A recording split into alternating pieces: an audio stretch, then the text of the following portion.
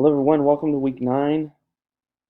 With no further ado, the legal research project is here. It is due by the end of next week. So what we're looking at is March the 6th. The research project is due. How you access the material is you click on this chapter 9, or week 9, my apologies, week 9 on course content.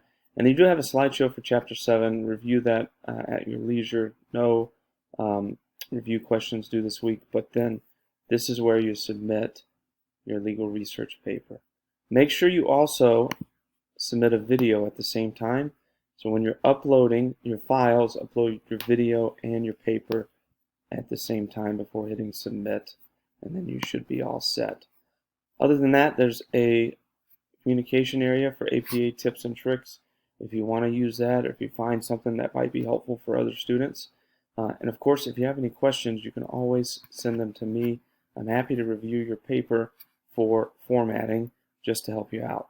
So that's it. That's the big week. This is 15% of your total grade, so take your time in completing it. Make sure it's ready to go based on what we learned in the previous chapter. So if you go to course content, of course, you'll be able to see more information about legal research in week 4.